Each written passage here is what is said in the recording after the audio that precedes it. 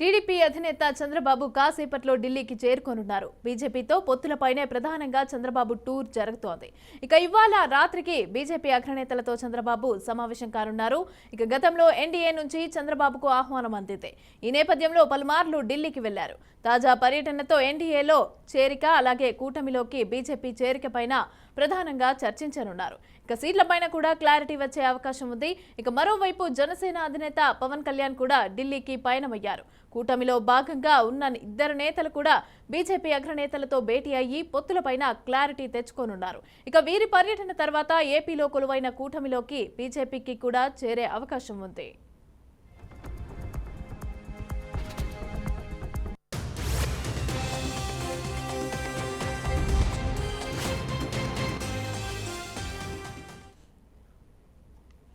ఇక ఈ అంశానికి సంబంధించి పూర్తి డీటెయిల్స్ మా ప్రతినిధి తిలక్ అందిస్తారు. తిలక్, చెప్పండి. పవన్ అలాగే బాబు అలాగే పురంధేశ్వరి కూడా అక్కడే ఉన్నట్టుగా తెలుస్తోంది, ఢిల్లీకి పయనమైనట్టుగా తెలుస్తోంది. అయితే ఈ చర్చలు ఏ విధంగా జరిగే అవకాశం ఉంది? అంటే పొత్తులపైన క్లారిటీ, అంటే పొత్తు ఉంటుందా లేకపోతే వీరిద్దరే కలిసి నడుస్తారా? ఏ విధంగా ఉండబోతోంది? మమత కొద్దిసేపటి క్రితమే చంద్రబాబు ఢిల్లీ చేరుకున్నారు. మరి కాసేపట్లో పవన్ కళ్యాణ్ కూడా ఢిల్లీకి బయలుదేరారు. విజయవాడ నుంచి ఆయన నేరుగా ఢిల్లీకి బయలుదేరారు. అయితే ప్రధానంగా ఈ రోజు రాత్రికి బీజేపీ జాతీయ నాయకత్వంతో చంద్రబాబు పవన్ కళ్యాణ్ భేటీ అయ్యే అవకాశం ఉంది.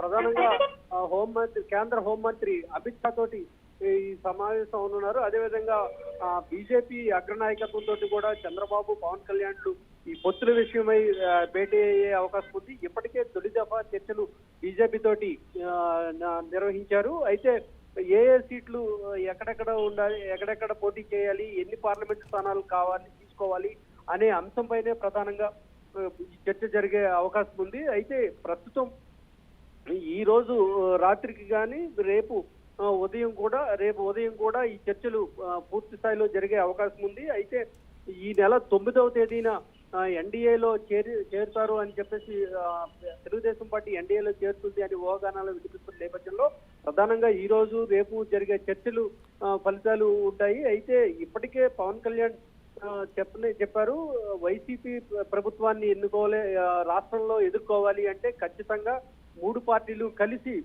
పోటీ చేయాల్సింది, 3 పార్టీలు పొత్తుతోటి వెళ్లాల్సిన అవసరం ఎంతైనా ఉంది అని చెప్పేసి పవన్ కళ్యాణ్, అదేవిధంగా పవన్ కళ్యాణ్ మధ్య వారధిలా ఇటు బీజేపీ నాయకత్వానికి అటు తెలుగుదేశం నాయకత్వానికి మధ్య వారధిలా పనిచేస్తూ వారిని ఒక్కటిగా వీళ్ళు పోటీ చేయించేలాగా ఇప్పటి వరకు కృషి చేశారు.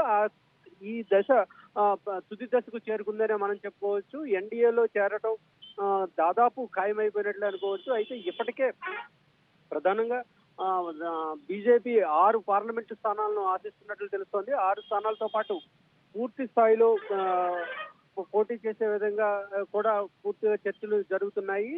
ఈ మొత్తం మీద 3 పార్టీలు కలిసి వెళ్లే అవకాశాలే ఎక్కువగా కనపడుతున్నాయి. Mamata. Right, thank you Tilak, thanks for the details.